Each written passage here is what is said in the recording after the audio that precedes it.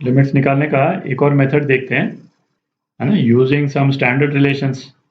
कुछ standard results हैं वो आपको याद रहने चाहिए। तो उनमें से एक रिजल्ट क्या हो गया कि limit x tending to a, है ना, x to power n minus a to power n upon x minus a। आप देख ही सकते हैं ये भी एक 0/0 वाला फॉर्म है। तो इसकी लिमिट की वैल्यू जो है वो क्या होती है n a raise to power n minus 1। और ये इंपॉर्टेंट है, इसको ध्यान रखें। इसमें n जरूरी नहीं है कि इंटीजर ही हो। n जो है वो कोई एक रैशनल नंबर भी हो सकता है, फ्रैक्शन भी हो सकता है। तो n की वैल्यू जैसे, है ना, 1/3 भी हो सकती है। ठीक है, तो इसमें जैसे, है ना, आपके दिमाग में ये आ रहा होगा कि भाई इस तरह के एक्सप्रेशन को तो हम फैक्टराइज भी कर सकते हैं। और वो सही है कि आप फैक्टराइज तो कर ही सकते हैं भाई, यदि तो n की वैल्यू कम है, जैसे एक्स स्क्वायर माइनस ए स्क्वायर दे रखा है तो फैक्टराइजेशन आसान है। एक्स क्यूब माइनस ए क्यूब, है ना, ये भी हम देख सकते हैं, इसको भी कर लेंगे। X to the power 4 minus a to the power 4, वो भी हम कर लेंगे। पर n की वैल्यू सपोज 50 हो जाए, है ना, तब तो दिक्कत हो जाएगी। तो वैसे केसेस में, है ना, इस तरह का रिलेशन सीधा यूज करना बेटर रहता है। इसका प्रूफ अपन देख लेते हैं। तो ऐसा करते हैं, इसकी राइट हैंड लिमिट निकालते हैं। राइट हैंड लिमिट के लिए क्या है, तो राइट हैंड लिमिट के लिए x को a प्लस ले सकते हैं अपन, है ना, a से थोड़ा सा बड़ा। तो इसका मतलब इसको a प्लस एच लिख लेते हैं, जहां पे h जो है वो टेंडिंग टू जीरो है, टेंडिंग टू जीरो प्लस, है ना, टेंडिंग टू जीरो है बेसिकली। तो ये वाला एक्सप्रेशन, इसको हम अमेंड करके क्या लिख सकते हैं, h टेंडिंग टू जीरो, है ना, और ये जीरो प्लस है। तो x की जगह a प्लस डाल रहे हैं अपन, तो ये क्या हो जाएगा, a plus h raise to power n minus a raise to power n upon a plus h minus a। ठीक है, इसको क्या लिख सकते हैं, limit h tending to zero, a to the power n अपन ने कॉमन ले लिया, तो ये क्या आ गया, 1 plus h upon a raise to power n minus a raise to power n upon h हो गया। ठीक है, अच्छा, बाइनोमियल एक्सपेंशन अपन कर चुके हैं, 1 plus x raise to power n।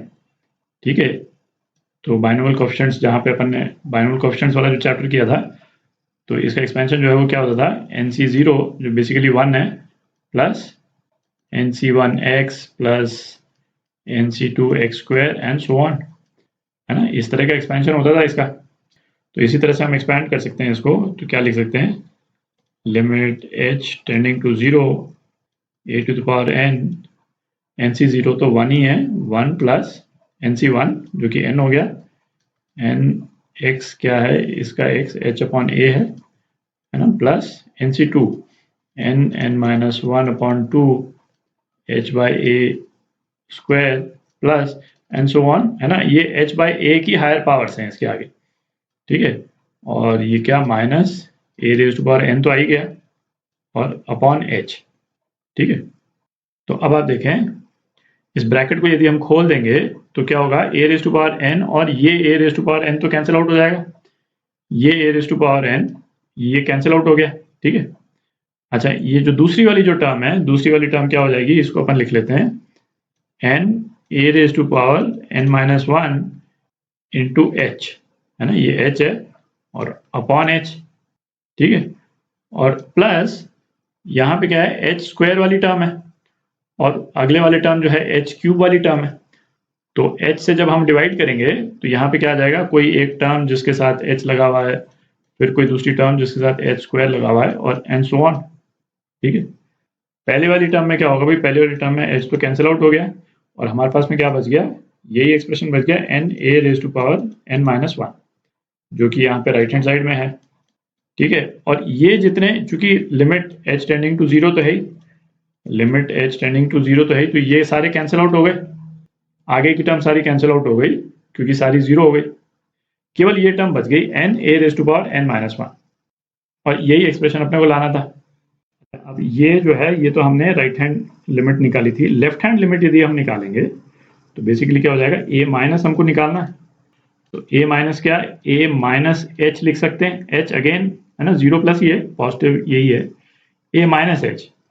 तो इसमें डिफरेंस बेसिकली क्या हो जाएगा कि यहाँ पे मैं ग्रीन से लिख रहा हूँ, जो चेंज होगा ना उसको ग्रीन से लिख रहा हूँ, यहाँ माइनस h आ जाएगा, ये माइनस h स्क्वायर, और नीचे भी क्या है, नीचे जो है वो माइनस h है, दिख रहा है? तो इस वाले केस में भी ये ए टू द पावर एन तो ये कैंसिल आउट होगा ही, है ना, ये कैंसिल आउट हो जाएगा। यहाँ पे क्या n a to the power n minus one into minus h आ जाएगा। ये जो एच है ये यहाँ पे माइनस एच आ जाएगा, और नीचे क्या है, नीचे भी माइनस एच ही है, अगेन कैंसिल आउट हो गया। आप देख रहे हैं? तो और आगे की जो टर्म्स हैं वो एक टर्म प्लस, एक टर्म माइनस, एक टर्म प्लस, एक टर्म माइनस, वैसे करके आएगी, पर एच की हायर पावर्स आएंगी। दिख रहा है? तो अगेन ये सारी तो फिर जीरो हो जाएंगी। तो हमारे पास में क्या बच जाएगा, n a raise to power n minus one. तो लेफ्ट हैंड लिमिट भी सेम ही आ रही है, तो राइट हैंड लिमिट और लेफ्ट हैंड लिमिट दोनों सेम है, तो है ना, हेंस प्रूव्ड कि लिमिट जो है एक्स टेंडिंग टू ए उसकी वैल्यू ये आती, ये आ रही। ठीक है, अब एक एग्जांपल देख लेते हैं।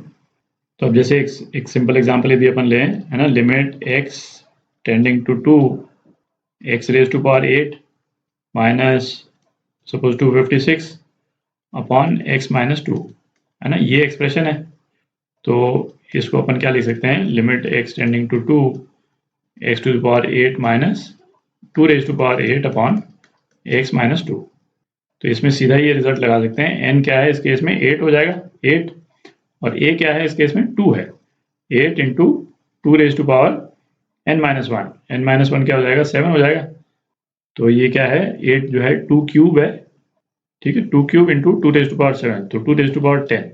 ठीक है, तो ये आपका आंसर, ये आपका आंसर। एक और एग्जांपल देखते हैं, limit x tending to 1 x raise to power 1/3 minus 1 upon x minus 1। अच्छा, इसी तरह का एक सिमिलर एग्जांपल अपन ने रैशनलाइजेशन करके भी किया था, है ना, उस तरह से भी कर सकते हैं, और सीधा ये वाला रिलेशन भी लगा सकते हैं, है ना, आंसर जल्दी आ जाता है इससे। तो इसको अपन क्या लिख सकते हैं, n इस वाले केस में क्या है 1/3, है ना, ऊपर क्या है x raise to power 1/3 minus 1 raise to power 1/3। ठीक है, तो n जो है वो 1/3 है, और a क्या है 1 है, तो 1 raise to power n minus 1 जो भी है, 1/3 माइनस 1 फर्क नहीं पड़ता उससे। तो ये क्या आ गया, 1/3 आ गया। इसको आप रैशनलाइज करके कीजिएगा ना, है ना, तब भी सेम ही रिजल्ट आएगा। ठीक, तो ये एग्जांपल करते हैं, जो स्टैंडर्ड रिलेशन अभी अपन ने डिस्कस किया, है ना, उसी को यूज करेंगे इसमें। तो स्टैंडर्ड रिलेशन क्या था उसको लिख लेते हैं एक बार। तो ये था अपना स्टैंडर्ड रिलेशन।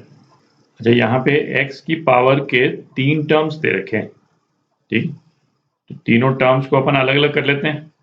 एक जो एलजेब्रा अपन ने देखी थी लिमिट्स की, उसमें अपन ने एक रिजल्ट क्या देखा था कि भाई एफ एक्स प्लस जी एक्स, इसकी लिमिट यदि अपने को लेनी हो एक्स टेंडिंग टू ए पे, ठीक है, तो इसकी लिमिट किसके बराबर होती है, इसकी लिमिट एफ प्लस जी के बराबर होती है, जहाँ एफ और जी इंडिविजुअल लिमिट्स हैं, है ना। तो इसको हम इस तरह से भी लिख सकते हैं, x tending to a f x plus limit x tending to a g x, है ना, अलग अलग कर दिया।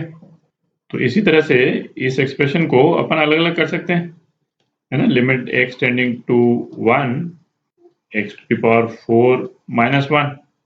ठीक है, तो एक तो ये हो गया, फिर मैं अलग अलग नहीं लिख रहा हूँ, इसी में लिख देता हूँ, एक्स क्यूब माइनस 1 और प्लस एक्स स्क्वायर माइनस 1, और एक्स माइनस 1 को अलग अलग डिवाइड कर देते हैं, एक्स माइनस 1 इधर, एक्स माइनस और एक्स माइनस 1 इधर, ये हो गया अपना एक्सप्रेशन।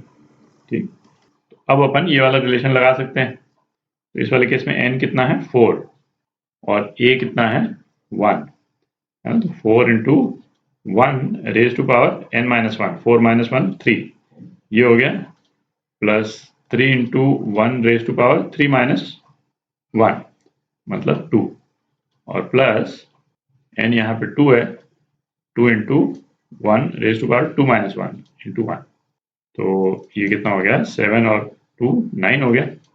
ठीक है, तो ये आपका आंसर। एक और एग्जांपल देखते हैं। तो ये एग्जांपल देखते हैं, है ना, पिछले एग्जांपल का ही वेरिएशन है, x की पावर फ्रैक्शन में है, और ये रिजल्ट जब अपन ने निकाला था तो अपन ने क्या डिस्कस किया था कि n जो है वो फ्रैक्शनल हो सकता है, ठीक है, इंटीजर भी हो सकता है, फ्रैक्शन भी हो सकता है। तो इस केस में भी, है ना, सेम मेथड यूज करेंगे अपन, है ना, ये अलग अलग कर दिया अपन ने, x to power 4 minus 1 upon x minus 1 plus x1 cube root -1 upon x-1 plus square root 1/2 -1 upon x-1। ठीक, तो अब इस वाले केस में n की वैल्यू क्या है? n की वैल्यू 1/4 है और a की वैल्यू 1 है। ठीक, तो ये क्या हो जाएगा? 1/4 इंटू a क्या है? 1 रेज टू पावर 1/4 -1। ठीक है, यहाँ पे 1 आने के बाद तो एक्चुअली 1 ही है, पर अपन डिलिबरेटली ध्यान से लिख रहे हैं, है ना, क्योंकि हर केस में तो जरूरी नहीं है 1 यहाँ पे, तो इस वाले एक्सप्रेशन को ध्यान से लिखना पड़ेगा, तो इसको ध्यान से लिखें, है ना। प्लस इस वाले केस में n जो है 1/3 है और a 1 है अगेन, तो 1/3 into a 1 raise to power 1/3 -1, तो -2/3। ठीक, और प्लस इस वाले केस में n जो है हाफ है, a 1 है, तो 1/2 इंटू 1 1/2 -1 -1/2। ठीक है, तो ये क्या हो जाएगा? 1/4 प्लस 1/3 प्लस 1/2, तो ये कितना हो गया? तो ये कितना हो गया? 13/12 हो गया, है ना। तो ये आपका आंसर 13/12।